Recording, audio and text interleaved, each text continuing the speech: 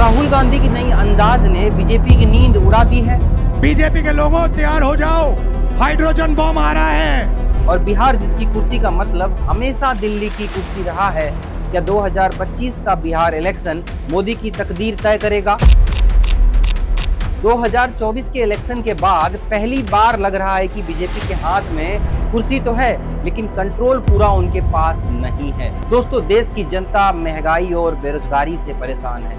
India's unemployment rate has climbed to 7.2%. सब्जी से लेकर पेट्रोल तक और डिग्री से लेकर नौकरी तक हर चीज एक चैलेंज बन गई है। और इसी बीच अपोजिशन भी पहली बार इतना यूनाइटेड और एग्रेसिव नजर आ रहा है। तो एक बड़ी खबर बता दें, ब्रेकिंग न्यूज में बेंगलुरु में विपक्षी दलों की बैठक जो है वो शुरू हो गई है। राहुल गांधी का नया अंदाज, नीतीश कुमार का पलटी रिकॉर्ड और स्टेट इलेक्शन के रिजल्ट्स, और यही वजह है कि अगला इलेक्शन काफी रोमांचक होने वाला है। लेकिन असली सवाल ये है, क्या ये सब मोदी सरकार की कुर्सी को हिलाने के लिए काफी होगा? पलटू बाबू नीतीश कुमार जी, क्या नीतीश कुमार फिर से पलटी मारेंगे और दिल्ली की कुर्सी हिला देंगे? और दोस्तों, इस वीडियो के एंड में मैं आपको बताऊंगा कि क्या 2029 तक मोदी सरकार अपनी कुर्सी बचा पाएगी या फिर एक नया पॉलिटिकल चैप्टर लिखा जाने वाला है। लेकिन उस पॉइंट तक पहुंचने से पहले समझना जरूरी है कि ये कहानी शुरू हुई कहां से। चलिए वापस ले चलते हैं 2024 के लोकसभा इलेक्शन की तरफ, जहां एनडीए ने कुल 293 सीट्स जीती हैं। इसी के साथ नरेंद्र मोदी ने तीसरी बार प्रधानमंत्री पद की शपथ ली। मैं नरेंद्र दामोदर दास मोदी और एनडीए ने सरकार बना ली। ये एक ऐतिहासिक पल था जहां एक ही नेता ने तीसरी बार लगातार सरकार बनाया था। Narendra Modi has taken the oath of office and has been sworn in for a third term as India's Prime Minister. लेकिन वहीं अगर हम 2019 लोकसभा इलेक्शन की बात करें, जहां बीजेपी अकेले ही 303 सीट्स पर थी और एनडीए 353 सीट्स पर था, ये नंबर 2024 में घटकर 293 हो गया। मतलब साफ है कि मोदी सरकार के पास अब कुर्सी तो है, लेकिन एक तरफा बहुमत नहीं रहा। उन्हें अब नीतीश कुमार की जेडीयू और चंद्रबाबू नायडू की टीडीपी पर ज्यादा निर्भर रहना पड़ रहा है। दूसरी तरफ अपोजिशन के लिए ये चुनाव एक नया उम्मीद लेकर आया। कांग्रेस ने इस बार सबको हैरान करते हुए 234 सीट्स जीती थी। ये पिछले कई सालों में अपोजिशन का सबसे बेहतर परफॉर्मेंस था। इंडिया गठबंधन ने टक्कर जबरदस्त दे दी। एकदम अनएक्सपेक्टेड रिजल्ट है रोमाना, ऐसी कल्पना कामना किसी ने नहीं की थी, ना एक पोल ऐसा कह रहे थे। जहां 2014 और 2019 में अपोजिशन बिखर गया था, वहीं अब वो ज्यादा यूनाइटेड और मजबूत नजर आ रहा है। अब बात करते हैं बिहार की। जब बीजेपी को 272 सीटों की जरूरत पड़ी, तो सबसे पहले नजर गई अपने नीतीश भैया की जेडीयू पर, जिनके पास 12 सीट्स हैं, और चंद्रबाबू नायडू की टीडीपी पर, जिनके पास 16 सीट्स हैं। इन दोनों के सपोर्ट के बिना एनडीए मेजोरिटी तक नहीं पहुंच पाती। यही वजह है कि नीतीश कुमार को पलटने का रिकॉर्ड होने के बावजूद मोदी सरकार के लिए उनका साथ बेहद जरूरी हो गया। उन्होंने मोदी के साथ हाथ मिलाया क्योंकि उन्हें पता था कि उनकी वैल्यू इस बार सबसे ज्यादा है। हमारी party Janata Dal United, Bharatiya Janata party संसदीय दल के नेता आदरणीय श्री नरेंद्र मोदी जी को भारत के प्रधानमंत्री पद के लिए समर्थन देती है। देखो, एक बात समझ लो, बिहार के बिना दिल्ली की कुर्सी अधूरी है। बिहार की 40 लोकसभा सीट्स को इग्नोर नहीं किया जा सकता, और जेडीयू का बिहार में अपना एक दमखम है। अगर 2025 का इलेक्शन में बिहार एनडीए के हाथ से निकल गया, तो इसका झटका सिर्फ पटना में नहीं, दिल्ली तक महसूस होगा। सिंपल शब्दों में कहा जाए तो नीतीश कुमार की कुर्सी और एनडीए की कुर्सी एक दूसरे से चिपकी हुई है। और यहीं से शुरू होता है एक असली सवाल, क्या नीतीश कुमार 2025 में बीजेपी के साथ ही रहेंगे या फिर एक बार फिर से पलटी मार देंगे? कमेंट में बताओ। अब देखा जाए तो उधर अपोजिशन भी चुप नहीं बैठा है। चुनाव से पहले राहुल गांधी ने एक लंबी और थका देने वाली यात्रा निकाली थी, भारत जोड़ो यात्रा। और अब बात करते हैं भारत जोड़ो यात्रा की। तो भारत जोड़ो यात्रा सड़कों की धार पर, नदियों के किनार पर, समुंदर के कछार पर, पर्वतों के कगार पर। इस यात्रा ने देश के कोने कोने तक पहुंचकर जमीन पर लोगों से सीधा कनेक्ट किया, उनकी दिक्कतों को समझा वो लोगों के दिलों तक पहुंचने की कोशिश कर रहे थे और कहीं न कहीं इसका असर चुनावी नतीजों में भी दिखा। पहले राहुल गांधी को लोग एक हल्का फुल्का लीडर समझते थे, लेकिन अब उनका अंदाज बदल गया है। We will help you. We will make your life easier and we will support you the way a government should. वो ज्यादा स्ट्रांग और खुलेआम बोलने लगे हैं। स्टेज पर आके उनका कॉन्फिडेंस अलग ही लेवल का होता है। सवाल उठता है, ये कॉन्फिडेंस आया कहां से? उसका जवाब है, राहुल गांधी ने अब हवा में बात करना छोड़ दिया है। आपके लिए मैं पप्पू हूँ, आपके लिए मैं अलग अलग गाली दे सकते हो। अब वो सीधे एग्जाम्पल, डाटा और प्रूफ लेके सामने आते हैं, जैसे कर्नाटका के महादेवापुरा का केस। कांग्रेस के डाटा के मुताबिक खासकर कर्नाटका के महादेवापुरा असेंबली कॉन्स्टिट्यूएंसी में 11,956 duplicate voters, 40,009 invalid address, 10,452 bulk registration, जिसमें कई लोग एक ही एड्रेस पर रजिस्टर्ड हैं, और 33,692 फॉर्म 6 का गलत इस्तेमाल हुआ है। विधानसभा और लोकसभा के बीच में जादू से नए वोटर आते हैं और जहां भी इन नए वोटर्स ने वोट किया वहां वोट बीजेपी को गया। राहुल गांधी ने एक उदाहरण दिया जहां एक 10 फीट लंबी छोटी बिल्डिंग में 80 लोग रजिस्टर्ड थे, जो फिजिकली मुमकिन नहीं लगता। यह है चोरी की 5 तरीके से होती है। Bulk voters in single address, single bedroom का घर है, 80 वोटर रह रहे हैं उसमें, अलग अलग नाम, अलग अलग परिवार, और जब हम वहां जाते हैं हमें बताया जाता है यहाँ पे 80 लोग नहीं रहते, यहाँ पे ये लोग हैं नहीं, कोई नहीं जानता है। इलेक्शन कमीशन ने इन आरोपों को बिल्कुल डिनाई करते हुए कहा कि ये सब फेक है। उनका कहना है कि इन एलिगेशन के लिए कोई फॉर्मल अपील या ऑब्जेक्शन इलेक्शन के पहले फाइल नहीं की गई थी और राहुल गांधी को लिखित एफिडेविट देने या माफी मांगने के लिए कहा गया है। लेकिन दोस्तों, पब्लिक के माइंड में एक डाउट जरूर क्रिएट हो गया है। ऐसे में इलेक्शन प्रोसेस पर उठाए गए सवाल एक बड़े हिस्से के लोगों तक पहुंच रही है। राहुल गांधी अब अपोजिशन की आवाज को एक नया मोड़ दे रहे हैं। मैं आपको गारंटी करके दे रहा हूँ, हाइड्रोजन बम के बाद नरेंद्र मोदी जी अपना चेहरा इस देश को नहीं दिखा पाएंगे। वो सिर्फ कांग्रेस के लीडर नहीं, बल्कि एक मजबूत विरोधी आवाज के रूप में उभर रहे हैं, जो सरकार से सीधे सवाल करती है और बड़े बड़े मुद्दे उठाती है।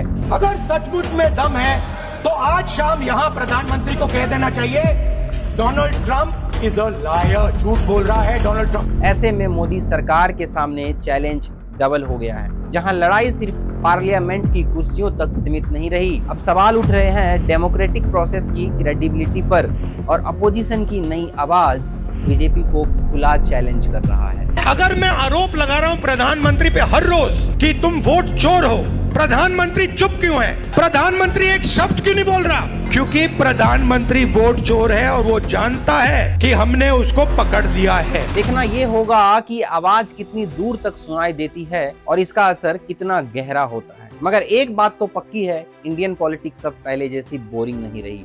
राहुल गांधी ने अब पॉलिटिक्स में अपना एक अलग रंग दिखा दिया है। I am playing with fire. I will continue to play with fire. I'm not scared of playing with fire. लोग उन्हें अब बस कांग्रेस का नेता नहीं, बल्कि एक दमदार विरोधी के रूप में देख रहे हैं। 2024 के इलेक्शन में जो गड़बड़ी हुई, उसके खिलाफ सड़क पे उतरकर उन्होंने प्रोटेस्ट किए, सोशल मीडिया पर भी कैंपेन चलाकर लोगों को जागरूक बनाया। उनकी रैलीज और यात्रा ने आम जनता के अंदर नया जोश भर दिया है। जो लोग पहले चुप रहते थे, अब अपनी आवाज बुलंद कर रहे हैं।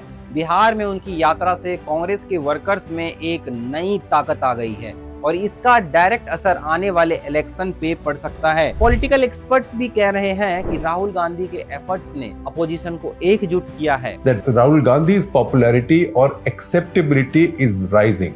So he's closing the gap between himself and Modi. अब वो सिर्फ मुद्दों पर डिबेट नहीं कर रहे, बल्कि डेमोक्रेसी बचाने और इलेक्शन फेयर बनाने के लिए भी आवाज उठा रहे हैं। इस संविधान पर आक्रमण हो रहा है, सिर्फ बिहार में नहीं, पूरे देश में आपका जो हक है वो आपसे चोरी किया जा रहा है। यही वजह है कि राहुल गांधी अब एक बड़े लीडर के रूप में सामने आ रहे हैं, जो कांग्रेस को काफी मजबूत कर रही है। आने वाले चुनाव में उनका ये नया जोश बीजेपी के लिए बड़ी प्रॉब्लम बन सकती है। जहां एक तरफ नेताओं की कुर्सी की लड़ाई चल रही है, वहीं आम इंसान अपनी रोजी रोटी की लड़ाई लड़ रहा है।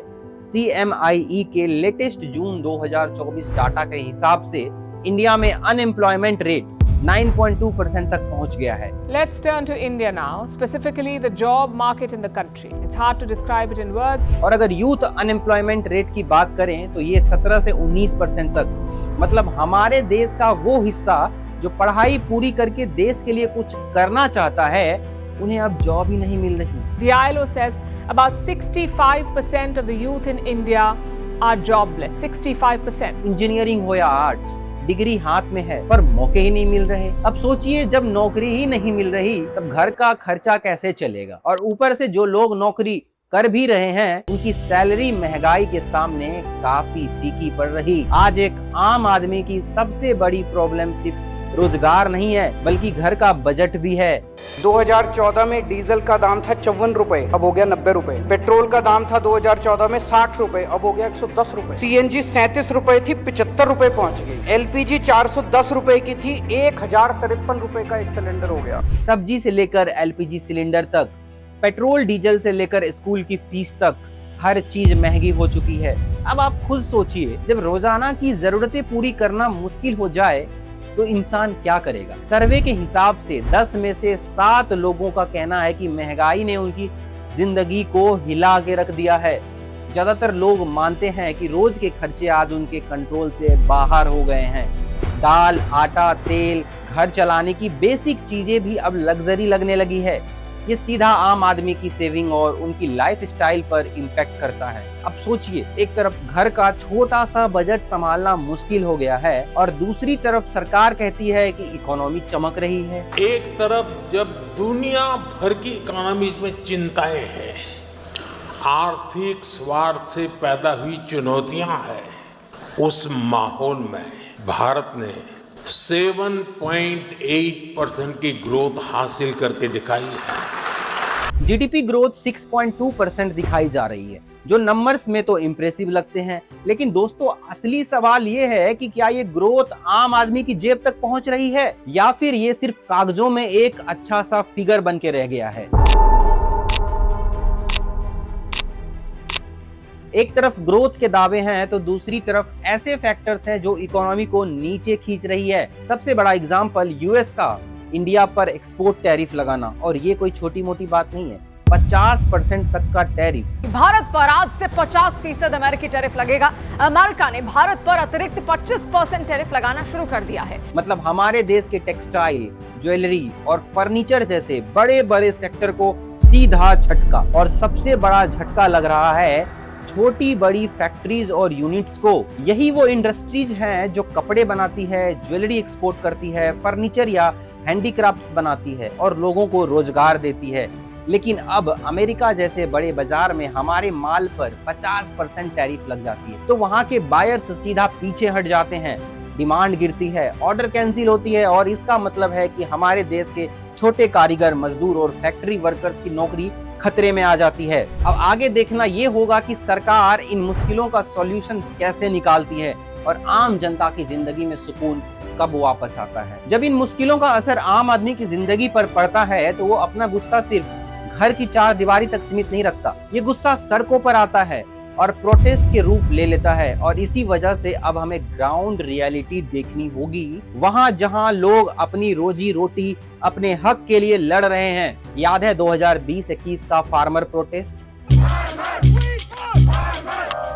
जब पूरे देश ने देखा था कि कैसे पंजाब, हरियाणा और यूपी के किसान दिल्ली के बॉर्डर पर बैठ गए थे। –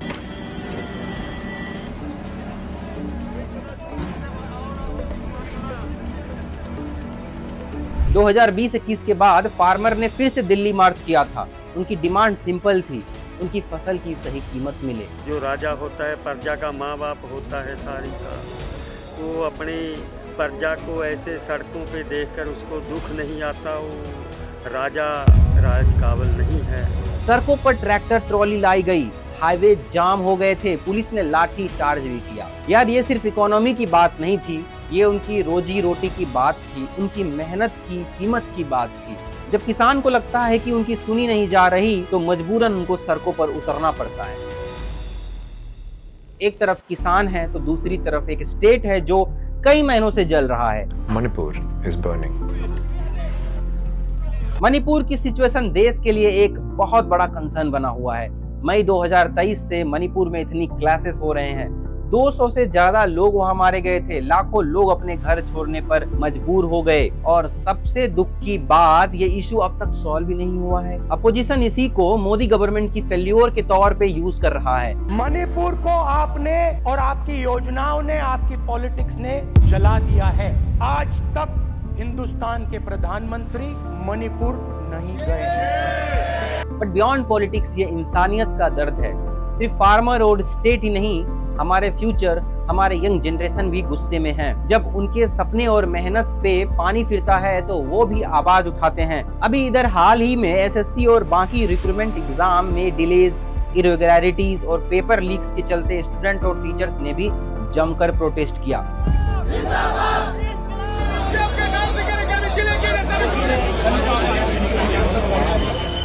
बच्चों को लाठी चार्ज का सामना करना पड़ा। जब एक आम स्टूडेंट सालों पढ़ाई करता है, एग्जाम देता है और फिर पता चलता है कि एग्जाम कैंसिल हो गया या उसमें धोखाधड़ी हुई है, तो उसका गुस्सा होना जायज है।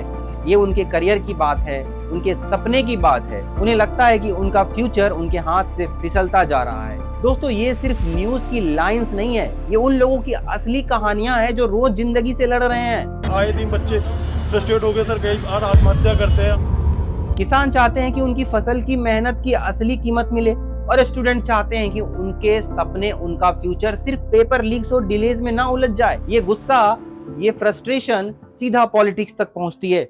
जब रोजी रोटी और नौकरियां खतरे में होती है, लोग वोट के टाइम पर अपना फैसला जरूर बदलते हैं और वही फैसला दिल्ली की कुर्सी को हिला भी सकती है। दोस्तों, देश की राजनीति एक नए मोड़ पर खड़ी है। सवाल ये है, क्या 2029 में मोदी जी अपनी कुर्सी बचा पाएंगे या बिहार का पॉलिटिकल खेल उनकी कुर्सी खतरे में डाल देगा? देखो, एक बात तो क्लियर है, बिहार बिना दिल्ली अधूरा है। 40 लोकसभा सीट्स के साथ बिहार हमेशा से दिल्ली की कुर्सी का किंग मेकर रहा है। 2014 और 2019 में एनडीए का बिहार में जलवा था, पर अब टाइम बदल गया है। नीतीश कुमार एक नाम जिसे बिहार के वोटर्स जानते हैं पलटू के लिए। पलटू बाबू नीतीश कुमार जी कभी एनडीए के साथ तो कभी महागठबंधन के साथ, इसीलिए उन्हें पलटू राम का टैग मिल चुका है। सोचो दोस्तों, अगर नीतीश कुमार 2029 तक एनडीए के साथ रहे तो बीजेपी काफी स्ट्रांग हो जाएगी, लेकिन वहीं अगर नीतीश जी फिर से पलट गए तो बीजेपी का पूरा खेल खत्म हो सकता है, क्योंकि फिर महागठबंधन के हाथ आएगा एक तजुर्बा वाला नेता। और याद करो 2015, वही कहानी फिर से रिपीट हो सकती है, जब बीजेपी को बिहार में बड़ी हार मिली थी। मतलब एक छोटी सी पलटी दिल्ली तक की कुर्सी को हिला सकती है। चलो अब बात करते हैं तेजस्वी यादव की।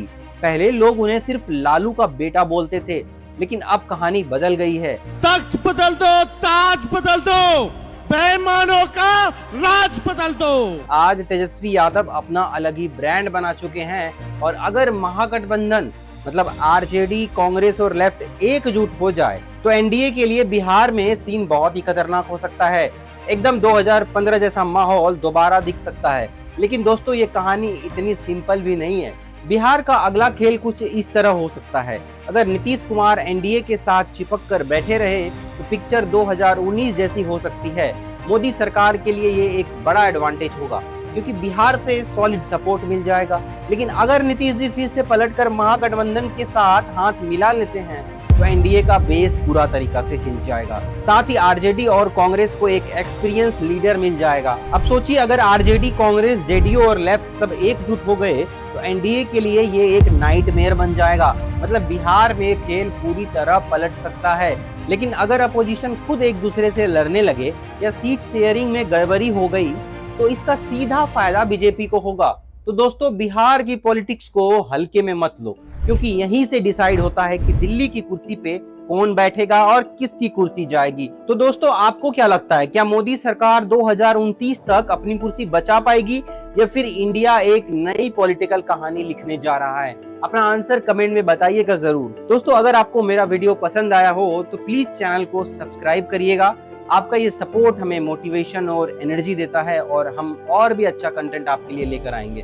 तो मिलते हैं अगली वीडियो में। Thank you.